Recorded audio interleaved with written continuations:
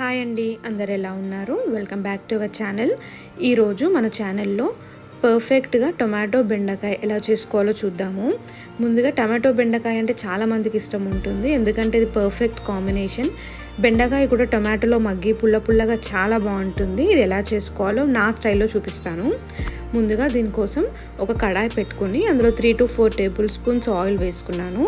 Oil heat అయిన తర్వాత ఇందులోకి ఉల్లిపాయలు అలాగే 2 పచ్చిమిర్చి కూడా కట్ చేసి వేసుకున్నాను. ఉల్లిపాయలు త్వరగా మగ్గడానికి ఇందులో కొంచెం సాల్ట్ వేస్తున్నాను. సాల్ట్ వేయడం వల్ల ఉల్లిపాయలు త్వరగా మగ్గిపోతాయి. సాల్ట్ వేసుకొని ఒకసారి కలుపుకున్నాము. ఉల్లిపాయలు అనేవి ఎర్రగా ఫ్రై అయిన తర్వాత ఇందులోకి అల్లం వెల్లుల్లి పేస్ట్ వేస్తున్నాను. అల్లం వెల్లుల్లి పేస్ట్ అనేది మనకు పచ్చివాసన పోయే వరకు కొంచెం ఫ్రై చేసుకోవాలి. ఇది ఫ్రై అయిన తర్వాత కొంచెం పసుపు వేసుకుంటున్నాను. పసుపు కూడా వేసుకొని మొత్తం ఒకసారి మనం కలిపేసుకోవాలి. ఉల్లిపాయలు కూడా బాగా ఫ్రై అవసరం లేదండి, మగ్గితే సరిపోతుంది. ఇప్పుడు ఇలా అయిన తర్వాత ఇందులోకి మనం బెండకాయ ముక్కలు వేసుకుంటున్నాము.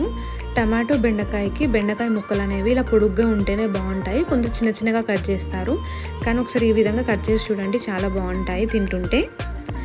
మనకు టమాటో అనేది త్వరగానే మగ్గిపోతాయి, కానీ బెండకాయ మగ్గడానికి కొంచెం టైం పడుతుంది కాబట్టి మనం ముందుగా బెండకాయ వేసి ఫ్రై చేసుకోవాలి.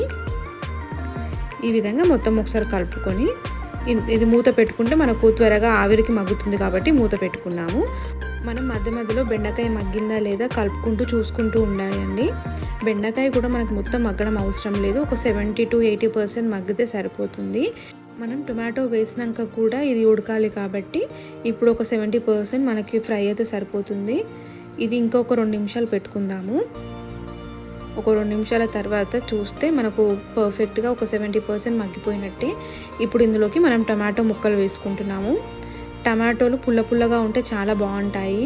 టమాటో వేసిన తర్వాత ఇందులోకి మెంతికూర కూడా వేసుకుంటున్నాము. మెంతికూర వేసుకుంటే చాలా బాగుంటుంది ఇందులోకి. ఒకవేళ మీ దగ్గర మెంతికూర అవైలబుల్ లేకపోతే కొంచెం చిటికెడు జీలకర్ర మెంతుల పొడి వేయండి. మనకు ఇది టొమాటో మగ్గడానికి కూడా కొంచెం ఉప్పు వేసుకున్నాము. మనం ఆల్రెడీ ఉప్పు వేసుకున్నాం కాబట్టి కొంచెం చూసి వేసుకోవాలి.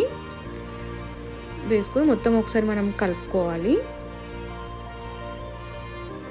కలుపుకొని ఇది కూడా మూత పెట్టి కాసేపు మగ్గనిద్దాము. ఒక 4 నుంచి 5 నిమిషాలు మంచిగా మగ్గనివ్వాలి. ఈ విధంగా మనకు మగ్గిన తర్వాత ఇందులోకి మనం కారం వేసుకుంటున్నాము. కారం మీ రుచికి సరిపడా వేసుకోండి. అలాగే చిటికెడు పెప్పర్ పౌడర్ కూడా వేసుకున్నాము. అలాగే కొంచెం ఉప్పు వేసుకున్నాము. మనం ఆల్రెడీ ఫస్ట్ వేసుకున్నాము కాబట్టి ఉప్పు ఇప్పుడు కొంచెమే వేసుకున్నాము. మనం తర్వాత చూసుకొని అడ్జస్ట్ చేసుకోవచ్చు.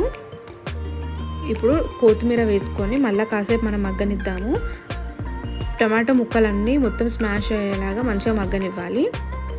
అంతే అండి. ఒక 2 నిమిషాల తర్వాత మూత తీసి చూస్తే మనకు ఆల్మోస్ట్ కర్రీ అయిపోయినట్టే. మనం ఇప్పుడు స్టవ్ ఆఫ్ చేసేసుకోవచ్చు. అంతే, చూసారు కదా మనం ఎంత ఈజీగా టమాటో బెండకాయ చేసుకున్నాము. ఇది చాలా టేస్టీగా ఉంటుందండి. బెండకాయ ముక్కలు తింటుంటే కూడా పుల్ల పుల్లగా చాలా బాగుంటుంది. మీరు ఖచ్చితంగా ట్రై చేయండి. అండ్ ఈ వీడియో నచ్చిందని అనుకుంటున్నాను. నచ్చినట్టయితే please like, share and subscribe చేయండి.